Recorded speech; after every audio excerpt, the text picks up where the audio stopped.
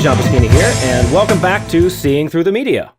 And my podcast is now available on an RSS feed like a proper big boy grown-up podcast, and you can find that on my website, www.johnploskina.com, or you can continue to enjoy on YouTube like you probably have already been doing. So let's jump right in.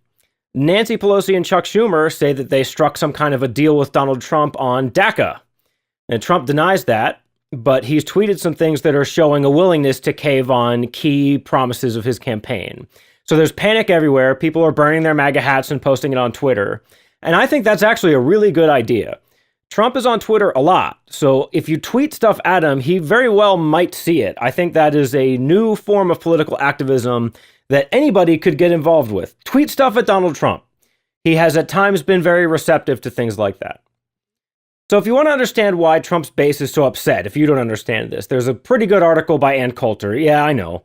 But it's okay. What she's doing here is laying out a case for how badly voters have been screwed over amnesty in the past. How every time there's been some kind of a compromise where we're going to allow people to stay in exchange for better border security and other things like that, it never works out. We always end up with way more than we're promised, and way more immigrants than were promised, and way less security than was promised. It's always a problem. I was going to read some quotes from it, but I don't really feel like rehashing all that stuff because I had to live through that, and it was really frustrating. If you want to go check it out, I'll have a link in the description. We know that the power elite wants illegal immigrants because they are cheap labor, they're easily manipulated. This is an attempt to build a permanent underclass who will tolerate the globalist destruction of the economy, the first world economy in the United States. We want these people to go home and heal Mexico. They need to put their talent and hard work towards healing Mexico. So Alex Jones announced that he's going to go back to talking more about the New World Order, the technocracy, and things like that, less politics, which I think is pretty funny, actually. The other day, he tried to make the case that Trump is being drugged. Now, I respect Alex Jones a lot. He's dropped a lot of red pills over the years, but I have to be honest that it is really funny to watch him kind of wiggle around to find an angle where he doesn't look silly for shilling so hard for Trump. And I shilled for Trump pretty hard, too, during the election. I was a big fan. But I've been honest with you. Once he bombed Syria, I've been losing enthusiasm for him bit by bit. And I'll always be that. I am not rigid in my ideology. In fact, 3 or 4 years ago, my ideology was completely different than it is now. And I imagine it's very possible that 3 or 4 years from now, that could change again. And I'm always going to be honest and upfront with you about that. I'm not going to try and hide it. So us Trump supporters, we were never going to get all of what we want. I expected some form of amnesty for the most politically useful illegal immigrants because it is very difficult as a politician to stand up and try and openly say that you want to throw people out of the country who have jobs, who've been here for a long time, who haven't committed crimes. But beyond that, Trump supporters have taken it on a chin a lot. The wall's been punted indefinitely. And most damaging and frightening, most of Trump's original advisors from his campaign are gone, and he's now surrounded by enemies of his agenda. So some specific examples. We've got Kushner and Khan, and these guys are globalists. They represent the international finance cartels, Goldman Sachs, the International Monetary Fund, the World Bank. And this faction has a lot of pull in the Federal Reserve, where you also see a lot of finance cartel veterans like Stanley Fischer and Janet Yellen. Now, I know that this is where the Daily Stormer, the rightstuff.biz crowd are going to start in with blaming the Jews for everything. But you have to understand, Jewish people are overrepresented in the finance cartels because of the thousands of years of history when Christianity outlawed lending money at interest.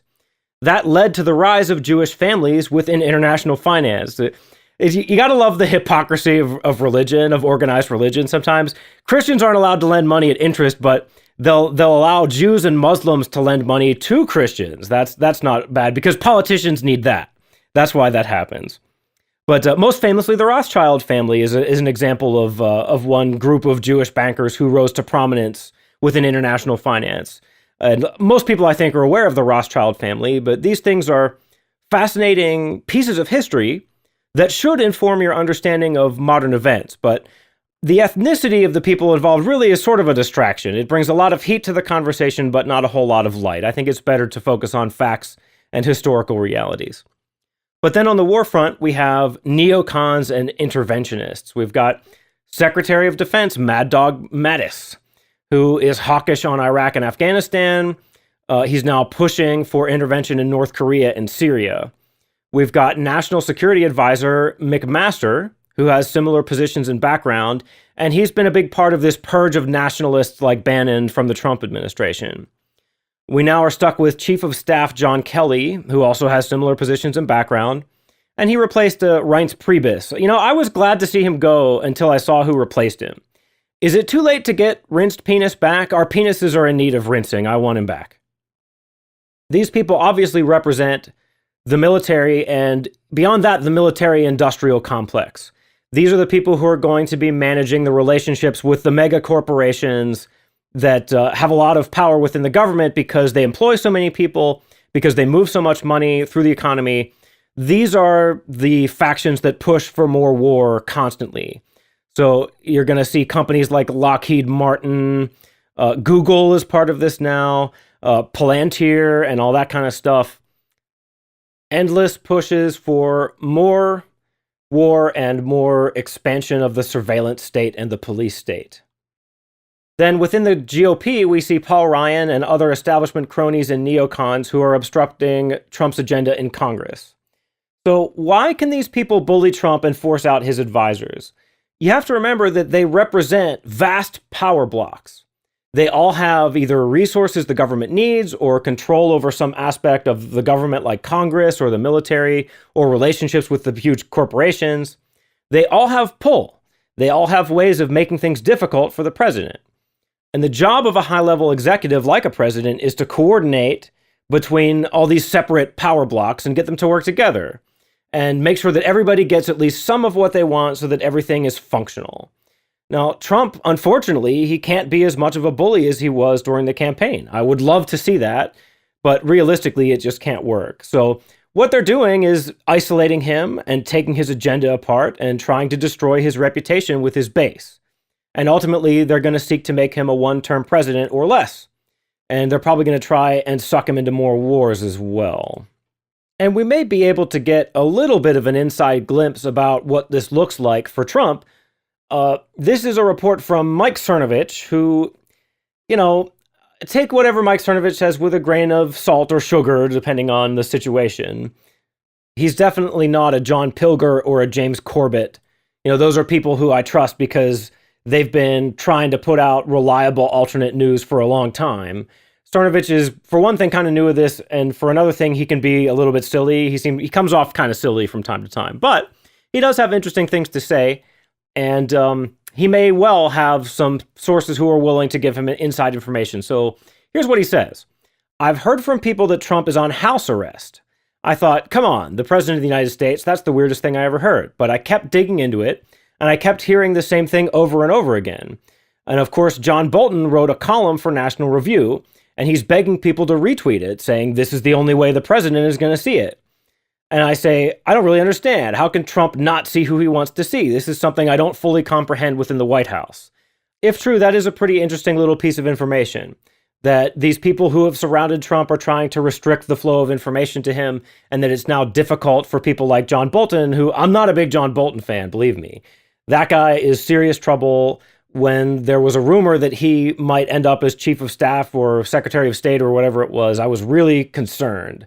But at the same time, he was part of the Trump thing early on. He's somebody who you would expect would be able to have access to Trump if he needs it. So that's a pretty interesting little piece of information. That's worth knowing. So maybe if you tweet my podcast at Mike Cernovich, he'll be able to have a better understanding of why these things are going on. And this is the fight, folks. This is what it was always going to be like. I mean, it's sad to see how badly Trump has been losing. The victories have been pretty small and the losses have been devastating. I was hoping that he could do better. But this is what they were going to do. They're taking his agenda apart. They're destroying his reputation with his base.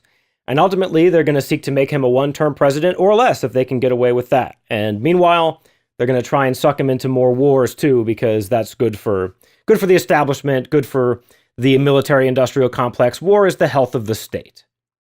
But keep in mind that any compromise on DACA is going to have to go through Congress. And at the end, Trump, in theory at least, doesn't have to sign it. So we're still in this situation where all we can do for now is watch and wait and see what happens. Yes, go ahead and burn your MAGA hats and post it on Twitter, but remain calm. We really won't know whether or not Trump is still worth supporting in 2020 until 2019. But another important thing to think about, in fact, I don't understand why why aren't people talking about this? Why isn't it bigger? We need a push during the midterms, because if the Republicans hold on to Congress, that in and of itself is not a victory for Trump. We need to get more people in Congress who are outsiders. And I don't necessarily just mean Trump supporters, although it would be nice to have more of that. We need more Rand Pauls too. And the GOP establishment is not going to give it to us. If we want that, we have to fight for it ourselves. So I really hope that there's people out there who are getting ready to run for office in 2018. I know that I was actually considering it, and I know that I probably couldn't win because listen to me talk. But at the same time, who knows? Maybe I could have gotten information out there that wouldn't otherwise have been there. And this is something worth thinking about doing. If you are a sane human being who's interested in politics, who's articulate, who's willing to go out and have debates and stuff, really think about doing that. Think about getting involved. Run for House, run for your state legislatures. That's a really crucial thing. Another thing that I want to start talking about on the show more is how small-time candidates could potentially use something like Kickstarter or Patreon or GoFundMe to launch campaigns to capture these local offices that, in theory, could actually have a lot of power. State legislatures can nullify federal law. In theory, we could nullify the entire federal government. In fact, I think that's a pretty good idea. And I'm going to talk about that some more in a bit. But here's what I'm going to do. Rather than having one gigantic podcast, the feedback was it would be better to break it up into smaller pieces like I did for YouTube. So I'm pretty much done talking about Trump and DACA. So I'm going to end this one here. And then a little bit later, I'm going to put up another podcast where I will discuss some things that are not on the front page of the news that I think should be. And then after that, I'll have another one where I answer some viewer comments. So from now on, you'll be getting podcasts in little bite-sized bits and pieces like this instead of getting one giant one all at once. It seems like that's what people want, and I'm here to please. But that's all I got for now. It's a harsh world out there, my friends. So as always, please keep thinking and burn your MAGA hat and post it on Twitter. Bye-bye.